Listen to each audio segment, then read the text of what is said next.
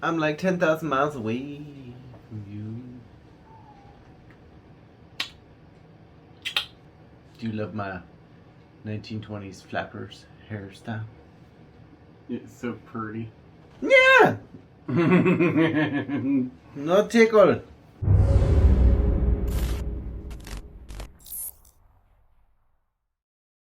Hola, bienvenidos. Hi. Guess I should say hi to them, not you. Probably. Hi. How are you? Yeah, so we did not post a video last week. Just been busy working on some WordPress sites for some clients and stuff, and that basically got the better of my brain. And by the time I was done several hours of that, my brain was basically just like beep, like a nice flat line. Kind of like a this is your brain on drugs type thing. This is your brain. This is your brain on WordPress.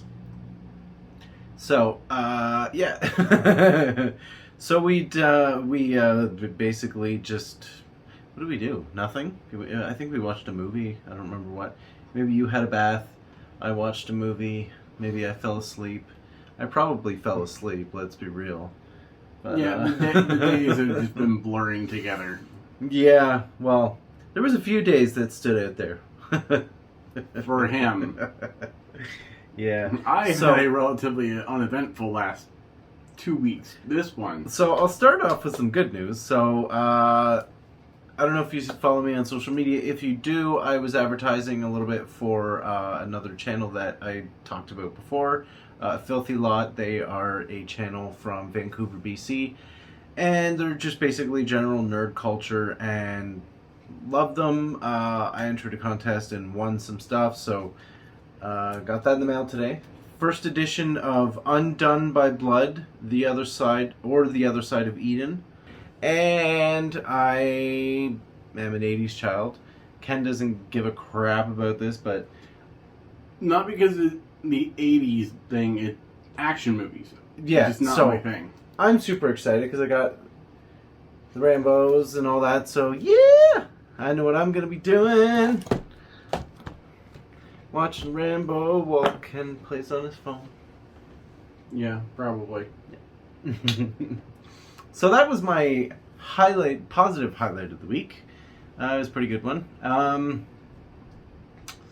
Yeah, so I found out this week that you can't really talk about veganism at all on Twitter. Well, let me just backtrack and give a little bit of info about what it is I'm trying to say. So there is a bunch of indigenous people that I follow on Twitter, and one of them posted a comment about how forcing veganism upon indigenous people is colonialism. Yeah. Not the lifestyle choice, but forcing it on. Yes. And if you know anything about colonialism, then that thought process, you will follow that thought process, and it makes perfect sense. I commented that I had agreed, and then explained how I, in my early 20s, went vegan, and after 3+ years and a lot of weight loss, ended up with a protein and iron deficiency, so ended up eating meat again, and said how I'm currently vegan again, short-term plan on eating meat again, but in that time I've understood the roles of cultural diet, and basically like cultural diet meaning like as an indigenous person, my ancestors have been eating a certain way for so long that, like, for example, most indigenous people are lactose intolerant because our ancestors did not grow up drinking milk from cows, so we don't have those same like digestive enzymes, or I don't know the scientific term, so I apologize, but basically like your genetics basically cause a lactose intolerance. Yes, and can create requirements on certain vitamins, proteins, nutrients, that sort of thing, as well as the actual cultural implications of eating meat, as well as location geographically. So there was a whole big discussion, and basically I don't want to say read to filth because none of it was accurate. It was all just like You got told off by people who were essentially triggered by what you were typing out. Yeah, they were offended that I said that I was planning on eating meat again and that I had a deficiency. They looked at my statement, me sharing my experience as an indigenous person with veganism. They looked at that as a personal attack on veganism as a whole, even though I had clearly stated that I am currently on a vegan diet again. So it started out, this one guy I was having a conversation with back and forth, and it got heated at a few times, but ultimately, like, I admitted when I was wrong at certain points, and it ended up becoming a really great conversation, and we both made some really valid points. And then other people just felt the need to interject and keep commenting and throwing their opinion in. Yeah. And it's gotten to the point now where I never really got offended or upset or just emotionally invested. Just, every time I open my Twitter, I'm like, 12 alerts, and it's all just people like, oh, you don't know what you're talking about. Like, mute. The ones that were basically saying that the protein or iron deficiency wasn't caused by you being vegan, it was caused by whatever. And it's proven, unless you're very closely paying attention to what you're eating, that those things can develop. Mm-hmm. Maybe deficiency isn't the right word, but the lack of complete proteins and the lack of iron in the diet can very well show up. Right. And also what I had stated was that this was over 15 years ago in Canada, where vegan options and meat substitutes weren't available as readily as they are now. And a lot of the protein supplements, energy shakes, the bars specifically, would make me violently ill. Like, my body would reject it. Yeah. I would be physically violently ill and not pretty. So because of that, I relied on beans and tofu as my main source of protein. Yeah. And it was a lot of beans and a lot of tofu, and still ended up that way. I mean, first year I lost 130 pounds, but the synopsis, basically, he wasn't attacking veganism. He was basically saying that it's not a viable option for everybody, depending on their genetics, and several other health issues can factor in. And he was being met with resistance by the everyone should be a vegan type people. Exactly. So it is what it is. So that was fun. and then just last night. Yeah, so last night I was sitting here working on some more WordPress sites for some clients, and I thought, my brain is just shot. I need to take a break. And then I flipped open my phone, I looked down, and I see, Redbubble has sent you an alert. They are telling me that suddenly my design from one of my t-shirts that I've advertised on this channel, actually, has received a copyright strike, is under review, so therefore it's been pulled from my Redbubble store. So at first I thought, okay, you know what, it has Lily Munster and Vampira in it, and it's like a spin-off of what is it, a Warner Brothers movie? I believe MGM. Either Warner Brothers or MGM. Gentlemen Prefer Blondes. So at first I just assumed, okay, it probably has something to do with that. And then I was sitting there and I thought more about it, and I thought, let me just do a quick Google search just to see. So I typed Gentlemen Prefer Ghouls into Google, and lo and behold, there were three different stores. T-shirt stores, specific T-shirt stores, selling my design, as well as a listing on Amazon. Can also happen to find an older, now expired listing for face masks. Yeah.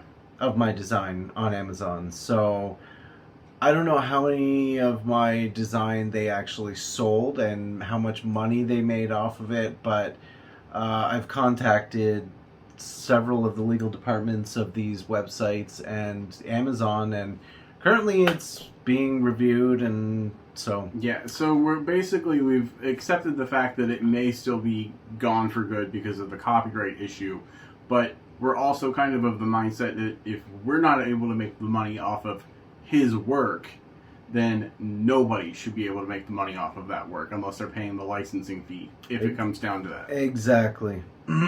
So that's fun and eventful and completely out of left field. Yeah, and 1:30 in the morning, and we're frantically going through Google trying to find everywhere that has this design leak to it, and going, well, crap. and then on top of that, trying to search tons of different search algorithms, trying to figure out if it's just that design that's been stolen or if it's also the Hocus Pocus 9 to 5. Because one thing that I'm starting to see a massive trend with online is when you design a t-shirt, it's probably going to get stolen. I see so many repeat designs, and on TikTok, all these creators like, oh my god, look, I'm selling custom Starbucks cups with Hocus Pocus, and then I look at it and they've downloaded all of these graphics from a third-party site, and it's like a bot scalper that's gone through places like Redbubble, stolen people's artwork, and are now selling it to people as SVG packages so they can print out fucking stickers on their Cricut cutters and stuff, and it sucks. Whereas for him, it was literally, he took similar looking pictures and made up these graphics from scratch. Spent hours and hours and hours creating this on his own. Yeah. Not just taking it from a website or from a screen grab or whatever. Yeah. It was really kind of mildly feeling like, okay, this is slightly mildly flattering only because it means that my artwork was good enough that somebody wanted to steal it. But at the same point, like, I spent weeks on that. Like, yeah, because he's a perfectionist, so the rough graphic, which would have been good enough for me, was not good enough for this one. It spent weeks after that being tweaked and made perfect. Yeah, there were so many times where I would show Ken a sample, and then 5 minutes later, it felt like 5 minutes to me, but in actuality probably like 3 to 4 hours later, I would go, oh baby, what do you think of this? And he would look at it and probably, I would assume, think that it's the exact same, not notice all the little differences. I did not see a difference, but it mattered to him, so I'm a supportive husband. But yeah, so that was fun. So it makes me want to take down everything off of Redbubble, and next thing you know, they'll be stealing the Den logo too. Yeah, free advertising for us. Yeah, well. Anyway, so that was a couple little eventful things. Yeah, I mean, that's basically been a rundown of what we've been going through over the last week or so. Because really, we haven't had much else to update besides the fact that it's now warm enough that we're going to be going outside and replanting the garden outside, doing some actual rows of stuff this year. Yeah, I want to build a big planter instead of trying to put them into like store-bought little planters, because they did so well. They got way too big, and I would water them 2 to 3 times a day. And I'm going to be totally honest, there would be some days where I'd be absolutely lazy and I wouldn't go down and water it, and I would come down and then it would be just drooping. But like 2 to 3 times a day watering them, and they were still dry all the time. So we need something bigger and more. It's because the sun hits that side of the building all day long, basically. Yeah. So we've got all kinds of seeds and little potting soil and little planters and stuff that we're going to be starting all that soon. We might do a video about that, just because it's going to be something that takes up quite a bit of our time, and it's going to be something that we're showing off in the coming future, whether it be here or on the new channel that we're still trying to get off the ground. Yeah. This whole that whole thing with the attack by the vegans kind of threw me second guess a few things. Yeah, like we had ideas for Can It Vegan, and now it makes me want to like By the put way, a disclaimer at the bottom, like, although we are currently on a plant-based diet and we believe in the vegan lifestyle, we are whatever. Like I it makes me apprehensive about some stuff. So, Yeah. By the way, Cincinnati style chili, cannot vegan. Can it vegetarian? Yes. Can it vegan? No. so yeah, it all comes down to the cheese. It was your niece that made this suggestion with the lentils. Yes. Ken's niece, who's vegetarian or vegan? No, she's vegan. Who vegan suggested doing it with lentils and vegetable stock and stuff. So we haven't tried it that way. We tried it with the Beyond Meat. We wanted to do a crash run before we Tried it for a video. tried it, yeah, and it was okay. It was my first experience with the Beyond Meat also, so that was a little different. The texture is, if you've ever had it, it's similar to beef.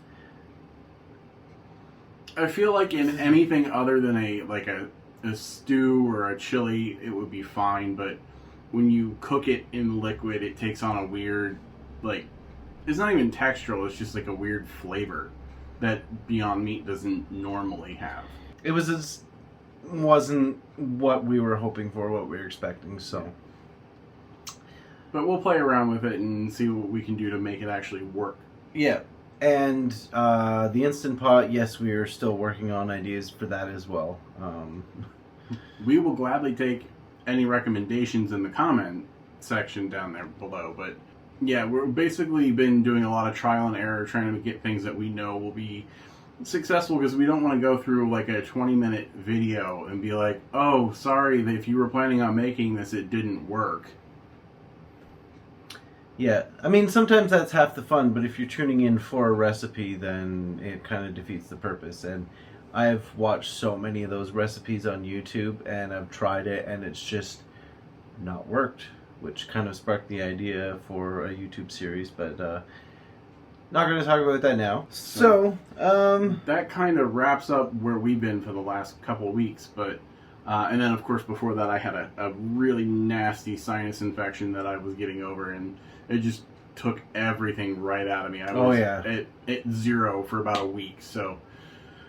Yeah, between the antibiotics that you were on and then the nose spray, which was an antihistamine, he would take the nose spray, and then I would be nice and chipper for about an hour, and then all of a sudden I just... not being able to find him walking around our place, and then find him passed out face down on the edge of the bed. Like, just tried to make it into the bedroom and just... So, yeah. I'm glad you're feeling better. Yeah, me too. And just in time for spring, for all the outdoor fun and activities, and... Maybe. Yeah, so as I recover, of course, I get a phone call yesterday from my brother, tested positive for COVID. I don't know if anybody else in his household has it. He has been doing all the precautions, washing hands, wearing masks. The problem was he was out somewhere last weekend where nobody was doing that, and he didn't have a choice because it was a teenage baseball league, and nobody was following the rules that they're supposed to be following, but his son was there participating, so he couldn't just not be there at all.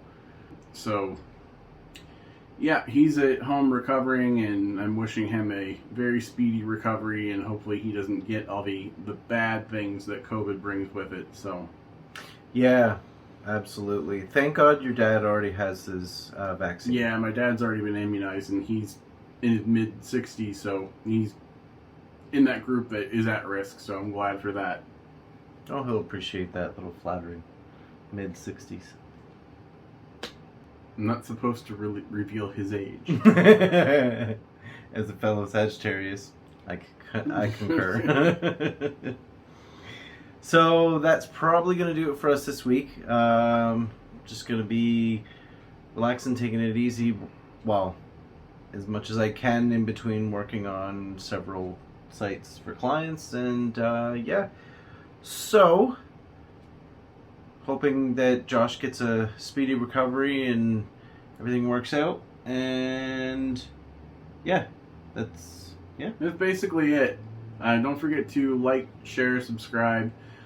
Give us a like over on Facebook. Follow us on Twitch, twitch.tv/Men of the Den. And then Ed, Mr. Wednesday, is twitch.tv/EdCulp. And we will see you guys next week. Yeah. I was going to say their Twitch schedule is constantly changing, so check our social media just to get updated on that. And see you guys next week. Bye. Bye. Ow. Bye. Bye.